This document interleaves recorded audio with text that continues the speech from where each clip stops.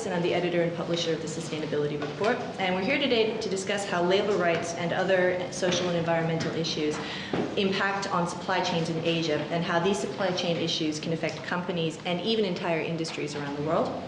From the human tragedies of situations like the factory collapse and deaths of hundreds and I think thousands of people at Rana Plaza in Bangladesh, to concerns over living wages in factories as opposed to a minimum wage, to the ways in which governments such as China manage water scarcity issues in regards to manufacturing sectors. Environmental, social, and governance issues can impact on the efficiency and the quality of supply chains, as well as impact on the reputations of companies that source their products and materials from factories all over the world.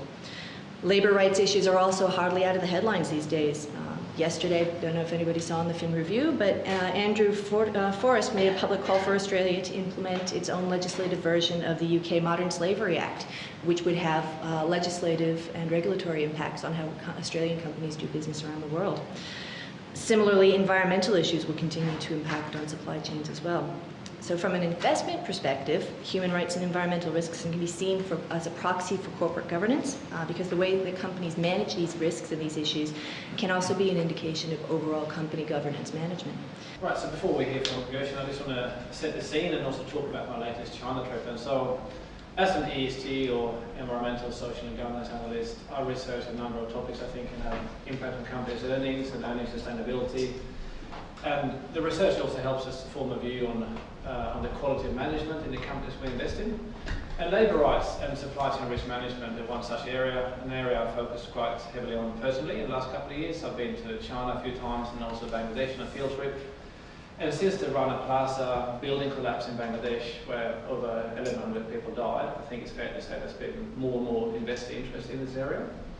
But with most of the supply chain located in Southeast Asia, it can be hard for us as investors to assess the risk, which is why I think going on a field trip can be very insightful.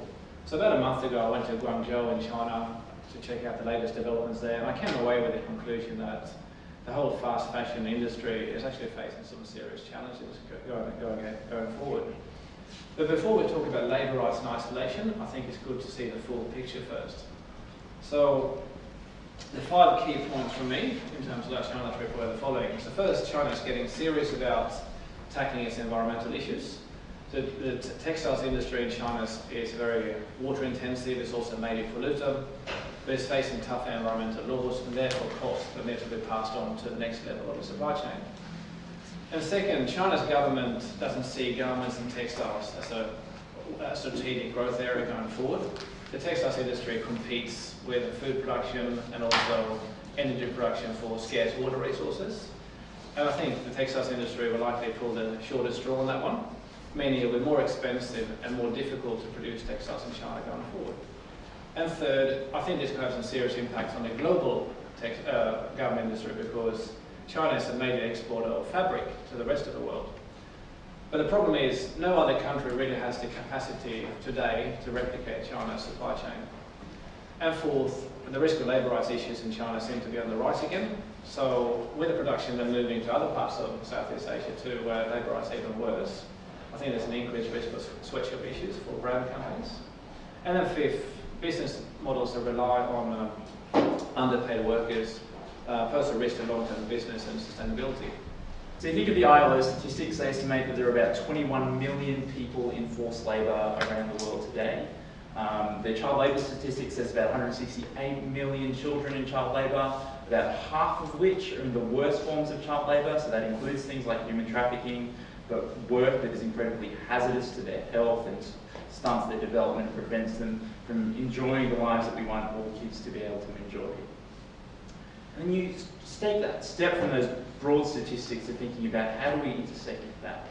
So on their numbers, about 2/3 of the world's people in forced labour are in situations of economic exploitation. So it's usually commercial sexual exploitation that grabs the headlines and feeds a lot of activist interests. But 2/3 of the people in forced labour in the world are trapped making the goods and providing the services that people around the world get to enjoy and many of us get to enjoy as well. And when you think about child labour, and Mons has alluded to this, there are huge issues with child labour. The biggest proportion of those children in child labour are in the agricultural sector.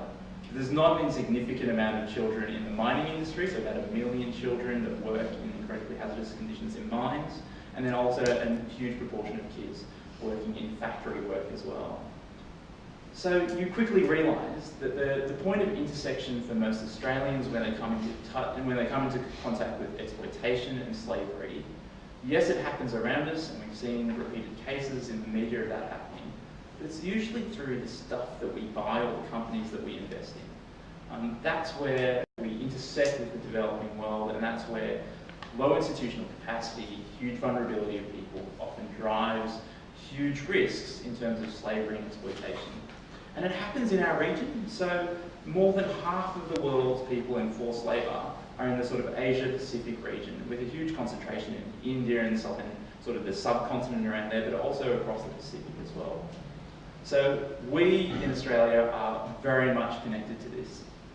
And we've seen repeated cases of how these goods make their way into our country, and we can say with a fairly high degree of certainty that most people, if you're not being very conscious about the way you invest or the way you purchase, will be buying products made with exploited labour and slave labour. So we've said, that's what they stepped in and said, okay, how do we try to do something about this issue? If you go back to the early 90s, the predominant mindset from most multinationals was, this isn't our problem. We've outsourced production, it's our contractors' problems. If you've got an issue with the ethics of how workers are being treated, go take it up with them. And then we know that there was really strong campaigning throughout that early 90s period, particularly focused on the sweatshops of Nike, that started to shift the dialogue. And increasingly companies started to say, okay, we've got to, I think it started out purely as a reputational risk, like Phil Knight, the CEO of Nike, after huge amounts of campaigning said, yep, we got it wrong, but now we're making amends for that. So they recognised that it was a reputational risk that pushed them to change their practices. And now they've got codes of conduct in place, and they've started looking at how their suppliers are actually treating their workers. So that's had varying results. So we've heard that exploitation is on the rise in China.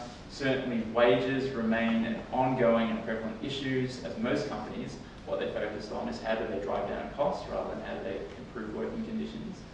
But there's also been some really big benefits from that sort of transactional, let's monitor our suppliers, let's see what's going on. Hasn't done a lot with working hours, hasn't done a lot with wages. But where it has driven out the worst forms of exploitation is in forced labour and child labour. So it's now far less prevalent when you look at the first tier of manufacturing that you see huge risks when it comes to high prevalence of people in slavery or high prevalence of child labour. Now that still occurs, but where you see it far more predominant now is when there's subcontracting that's being unmonitored, so it still sits outside the purview of companies, or when you're operating in remote regions where there's not a lot of access to those regions to build that connection with suppliers and have some visibility into what they operate in. But what that means is as we've pushed it out of that first tier of manufacturing, a lot of it's just slipped down to the next tier. So when Mons had the supply chain diagram of all the different stages of production, when you move from those final stages of manufacturers, which is what the industry is predominantly focused on, to look at the spinning, weaving, dyeing areas of production, to look at the farms, forced labour and child labour is still absolutely systemic. There's a huge gap there that needs to be filled. As mentioned before, I'm Benifte from Canada Investors Group in Europe, and I'm going to briefly touch upon how we approach the issue today of labour rights, but I would like to start with a remark Gershon actually made about Australia.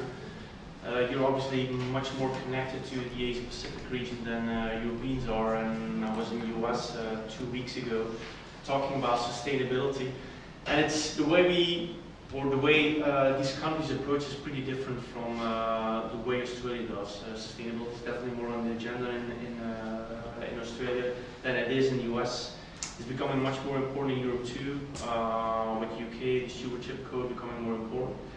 But it's still, for many people, certainly if we're talking about labour rights and supply chain issues, it's still far from a bad show for many in Europe and the US. Now, If you look at how Candium, as the moderator actually explained it, Candium stands for Conviction and Responsibility and Asset Management approach it. Before elaborating on the labor rights issue, I would briefly take the time, if you allow me, I would briefly take the time to explain how we approach ESG.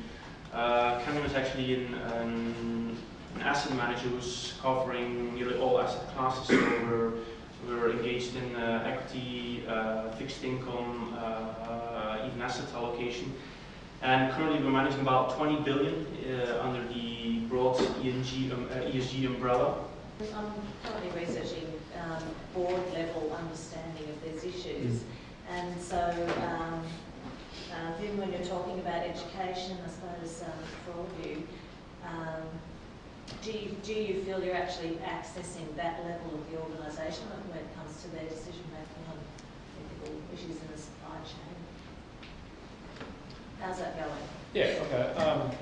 I think, like Gershon mentioned it before, I think the Rana Plaza building collapse was really a catalyst for change. So in the aftermath of that, we've had some major conversations with both management of listed retailers, but also boards. And I think gradually there's been more and more interest in actually getting to know the details. Now, you know, there's a broad spectrum. On the one hand, you have companies where they pay lip service to these things. In other cases, you have boards where the chairman or other directors might actually be personally very involved in these issues. So I think it's a bit of a mix actually, but definitely I think the Rana Plaza was that catalyst that, you know, like Gershon said as well, sort of had to happen to bring that issue to the forefront. I don't know if anyone else has any views on that. I think Kmart was one of the great examples of that. Like, Guy Russo was out in front of the media straight after saying, we thought we had some of these issues covered, we had no idea how bad they were. And because it was happening at that level, the executive level of the organisation, they've gone from being one of the, in terms of our grading systems, one of the poorly graded companies to one of the best performers. And that's because there has been that board level of engagement and executive level of engagement to improve systems. And that's consistently what we find, that boards, when the boards are involved and when the executive are involved, you get much better outcomes in terms of how they invest in this and progress these issues. But the motivations for those groups being involved varies. So if a media story blows up enough time in the face of the executives, then they'll get concerned and then they'll want to get educated about these issues. So that's, speaking from a campaigner perspective, I suppose it's different, a little bit different from the investor perspective. But I'm sure it's those same risks to the brand reputation that allows these ESG conversations to open up when you're an investor coming in. So increasingly, because there's been so much attention on it here in Australia, we find that we are engaging at the executive level at the least and occasionally at the board level as well.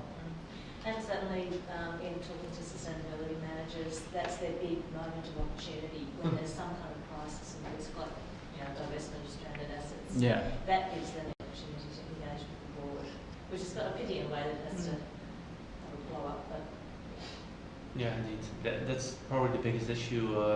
What we're trying to do is engage with companies and by explaining our process. Certainly in Europe, I think in Europe sustainability has evolved quite a bit. Been very popular in France for a very long time, UK coming on board now, Germany too. Legislation is different obviously in all these kind of countries, but we're still seeing that we still need to educate companies on why it is important, because for many it still feels like the reputational risk is important, but that's one issue, reputational risk, but for it's more like how it brings value to a company, and there's still a lot of education that's needed from a corporate perspective, I think. As an asset manager too, obviously we work with data, and companies are not used to, certainly if you talk about supply chains, they're not used to getting data from their suppliers, sub-suppliers, that's even a bigger issue. So by engaging with this kind of companies, educating them on what is important, they're kind of forced to, obviously Candium can't do it on its own, but if more and more investors are embarking on this mission, I think companies gradually become convinced of the importance of ESG, not only from a reputational perspective, because for me, reputation is one thing, but it's too negative, you know, because you're most often talking about the blow up events, and which are always very unfortunate, and it's kind of wake up call for a company. For us, it's more like being trying to anticipate and trying to educate them on how to avoid these kind of reputational events, you know. Even, I imagine there's also an investor stake in engaging on these issues before they become crises. As Winston Churchill had said, you know, never let a good crisis go unexploited, I think, for paraphrasing. But some of the issues that you raised, Mans, you know, the emphasis of textile in Made in China 2025 and Soil 10, Water 10, Air 10, they're not crises yet because we're not at 2025, but these are slow-moving macro trends that could quickly become a crisis, but there's an opportunity to intervene. How do you balance out that taking advantage of a good crisis versus saying these are big megatrends you can get ahead of now? Yes, look, it's unfortunate that sometimes it takes a major catalyst event for change to occur. Like I was speaking to retailers about the risk of doing business in Bangladesh before the Rana Plaza building collapse happened. But once that happened, you suddenly had an anchor point which made that dialogue much easier. In this case, I think when I came back from my China trip, I wrote a paper on it. I've also contacted a number of listed retailers. So I'm going to have a dialogue with them quite soon, actually, about what I see as the key issues going forward. I think after Rana Plaza, there has been a lot of improvements, like Urshan said as well. Companies becoming more and more focused on labour rights, particularly for the first tier suppliers, and then gradually maybe on second and third tier as well. But that's mainly been about labour rights, maybe not so much about the environmental issues. But I'm looking at it now, I'm thinking, a company that suddenly has a number of factories further down in the supply chain that gets shut down by the government in China, that's going to impact the lead times and also, of course, the disruptions. I think often in this context, people talk about whether or not a company has a moral responsibility to look after these issues in the supply chain. But I would say, I wouldn't use that word. I would say they've got a vested interest in doing so, because I think that can easily backfire. And the implications can be big in the short term, or the long term. It's quite a dynamic field. So in the past, China's had these issues for a long time, but it's only now that they've really gotten serious about implementing that. Water 10 is the key legislation in China. And in the past, there's been a lot of different government departments and haven't really collaborated that well. But now there's a new task force, so they're really clamping down on factories, and quite a few factories have actually been shut down for environmental reasons, and that can impact the whole global supply chain. I wonder if you could each reflect a bit on our role as investors in poverty alleviation, and particularly because all of us care about sustainability and investment. One option is not to invest in troubled industries like fast fashion, for example. Yeah. Just leave it. I wonder if you'd talk a bit about our role there in poverty. So let one of the investors go first. Do you want to start first on the question, in terms of what the role of the investor is? In poverty alleviation specifically? Obviously you have a role to play there. It's more like, for me it's pretty simple. It's like allocating value along the supply chain. You know, it's very easy as a society to the attitude of letting society feel the burden of your personal activities is something that has been very prevalent in Europe and in US. And I think that value allocation along the supply chain is becoming more and more important. I think it's probably more like a millennial stuff, where we're much more conscious about the impact we have in terms of our day-to-day activities. And I do agree as an investor that we have a role to play there, and to educate and to engage with companies to, for example, to deal with poverty and to allocate value across along the supply chain. Yeah. When I think of poverty, I think of living wages as a good example there. And I think it's a very complex issue, and it's also got links to child labour, because often one of the reasons why I find children are working in factories could be because their parents not earning a living wage. So often it comes back to that issue to me. And when I went to Bangladesh, I know one factory owner said to me, we've actually emancipated women in this country. They used to get married before they turned 18, they lived in the countryside, and now they work in our factories and they're earning their own income. But then you look at it and think, well, if their income is not even covering the basic cost of living, I'm not so sure they've actually been emancipated. So it's a long journey, and also because I know there's a big gap between what many NGOs estimate as a living wage and what the current wage is. If that moved overnight, that can also cause some shock effect. So I know in Bangladesh, when they raised the minimum wage eventually after the Rana Plaza building collapse, anecdotally when you speak to workers there was, well, rents went up accordingly overnight as well. So the workers weren't actually better off. It just got pocketed by the landlords instead. And if suddenly you raise minimum wage to where minimum wage is, where the living wage is, in one industry, other industries might look at that and say, well, we're actually getting underpaid as well. So then you actually contribute to mass inflation in the country too. So I think that shift has to be gradual. But it's interesting to see listed retailers actually lobbying governments, so they're actually physically lobbying governments to raise minimum wage in a country like Bangladesh, not because they want to be the good guys or be the ethical company, but more because they're nervous about disruption it can cause from labour strikes and social unrest. But I think it's a very complex issue. I don't think there's any easy answers, but most importantly, I think it has to be a bit of a gradual shift because it is a very tight equation in terms of competing on labour costs in the cutting and sewing segment. So if there's a major shift, that can actually have negative side effects as well. Maybe just maybe a related kind of question to that point. I think also the intersection of technology as well. So if you move the wages up to a living wage, does it become more efficient for the company to use technology instead to do some of these prime industries, and therefore workers actually potentially lose their jobs? Yeah, look, in China, there's more automation happening, and it's really kicking off because labour costs have increased so rapidly there compared to, say, Myanmar and Bangladesh. But then when you speak to Chinese factory owners that have moved some of their factories down to other places, they don't have the same level of automation there, not just because labour is cheap, but there's also practical things like reliability of electricity. So in Myanmar, I know a factory there where most things are just done by manual labour because they can't rely on the electricity network. But yeah, China might well need to automate more to actually become more efficient and more financially competitive. But that also has a side impact on workers. When I went to the workers' focus group meeting in China, it was very clear that the workers were very aware of what's happening in industry. Many of them were not too concerned about the main priority was actually to change their skills and up their skills because they knew that garment industry is not going to be around forever. It's up to myself to try to gain the skills so I can get a job in a different industry. Because it is very heavily reliant on manual labour at the moment, but I think that's changing.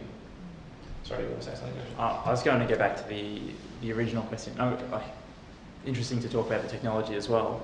But I think that's a fascinating question to ponder. What is the investor's role in poverty alleviation? Because immediately I don't know the answer to that. And it was great hearing two investors on the panel talk about it. Certainly these ESG issues become proxies of overall profitability and they have potential benefits for poverty alleviation. But I have very rarely heard investors come out and say, we actually have a direct role to play. This is part of why we exist, to think about poverty alleviation. Now, no doubt, as we've talked about, the growth and the investment in the technology helps with poverty alleviation.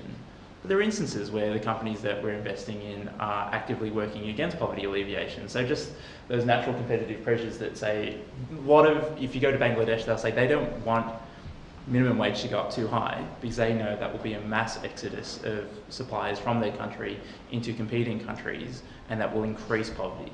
And that happens because businesses that we're investing in say, look, if it's too costly to produce here, we will simply move, which is counterproductive to poverty alleviation. And I don't know if investors sit on that fence and go, actually, we think you should stay in Bangladesh even though your costs are going up because it's alleviating poverty, or they say, no, move to the next cheapest source of production but try to do it as ethically as you can. So I feel like it's a philosophical question that the investment industry needs to struggle with. How much is ethics a primary goal alongside profitability, or is it just a secondary goal that we do, or that you guys do, to achieve profitability, because we know that it's a good proxy sometimes for increased profitability. I would love it, of course, ethics to be front and centre into every vocation's thinking of who they are and what they do. But I don't think that's predominantly the way a lot of industries operate. Is there enough out there to constitute a code of what best practice looks like at company level in terms of looking at these supply chain issues in sort of a holistic and a meaningful way? And is there a best practice from the investor side as well? So, Gershon, I might ask you, because you mentioned those particular statistics in the Passion Report. Yeah, so I think best practice, and we've talked about this, is a matter of setting some really firm principles in place and then living by them and pursuing them strongly. So Mons has talked about the importance of being relational rather than just transactional. The businesses that do this best are relentlessly relational. So they work hard to build relationships with their first tier of suppliers, so they've got leverage and they can work out what's going, they've got visibility over what's happening with their workers, and then they can go down to the next tier and the next tier. And implement the things that they want to see happening, including improved working conditions at each of those tiers. So those are the businesses that I think have that principle embedded. They know they've got a vision of what they want their supply chain to look like, and they go about pursuing it.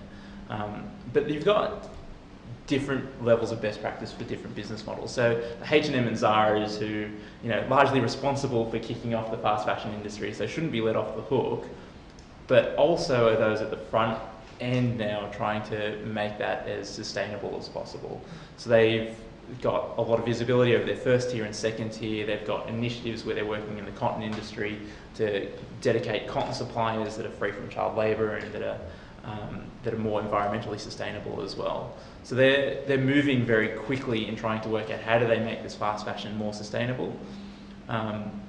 Whether they can do it or not, and I think that'll be a big challenge, as we've heard today.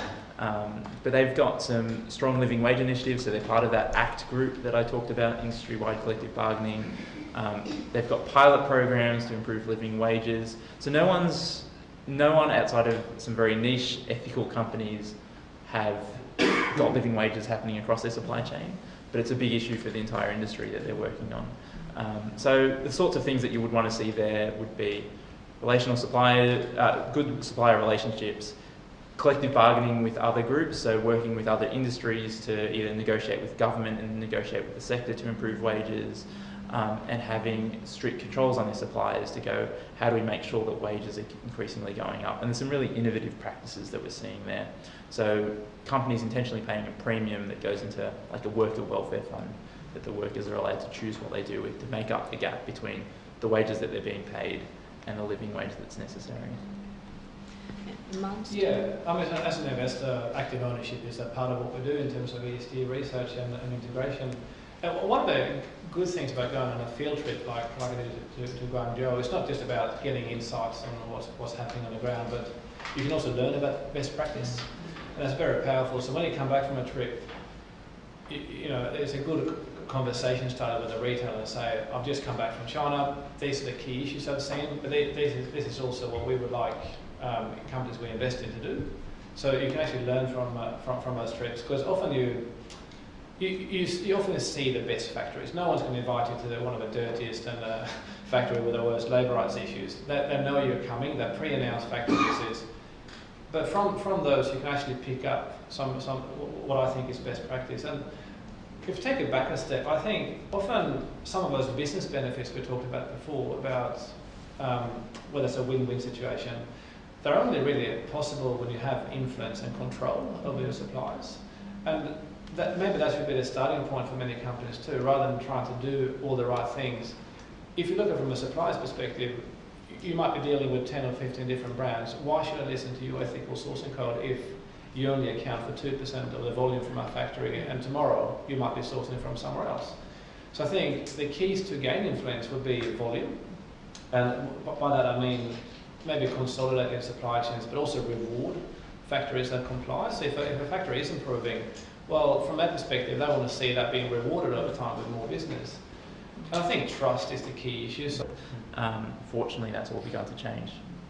And from the global perspective, does collaboration cut down on some of the costs of engagement or costs interrogating your supply chain? And do you notice that? Well, Does that translate? collaboration serves many purposes, obviously, and that's one of the issues. But for us, it's more, it's like Gershon said, that you try to leverage each capabilities, and obviously NGOs, media has a role to play, other stakeholders like governments and investors.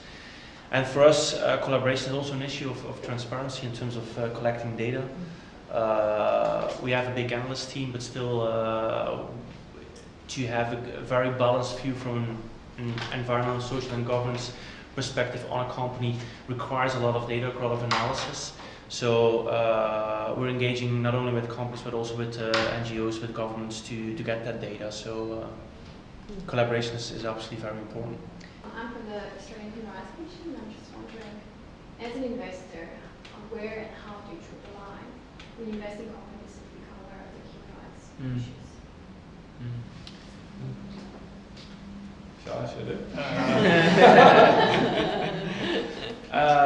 Where do you draw the line? For us, it's simple.